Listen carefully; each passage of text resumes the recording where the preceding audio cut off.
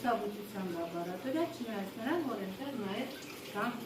արտատեսակ շատ կենդանիներ։ Այստեղ բույսը սկսում է զերոյականի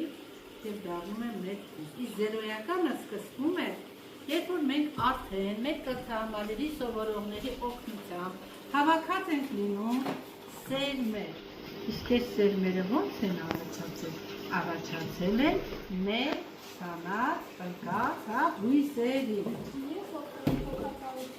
Ապրես և անհրաժեշտ է հոգատարություն անպայման, որ այս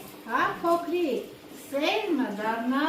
բույս։ Ո՞նց է սրանք, ես էլ օրինակ։ Այո, սեր, հոգատարություն, անպայման, առանց դրա չի լինի։ Բայց ես մի արտակարգին բան ասել, բույսերը ճիշտ է, բազմացման շատ եղանակներ ունեն, բայց ես ուզում եմ ձեզ հատկապես սերմով բազմացումն ասել,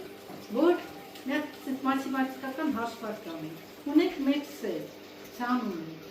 հետո իրան տեղափոխում ենք այգի, այդ մեծ բույս է դառնում։ Գրեթե ասենք մոտ իր այդ ցիկլի ընթացքում թող լինի 50 հատվածը կատարի, ավելին էլ ատանի։ Յուրաքանչյուր ծաղկի մեջ կարող լինի մոտ 50-ից 100 սեր։ Միջինն եմ ասում, կարող ավելի քիչ լինի։ Եթե 100 սերմ ատանի, 50 ծաղի կատարես, մեկ սերմից, նորից քանի սերմ կարող են ստանալ։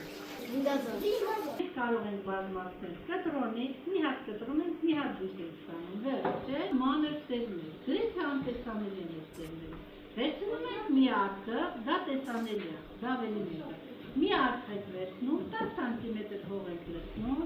բայց այդ սերմը անպայման խառնում ենք հողի կամ ավազի հետ։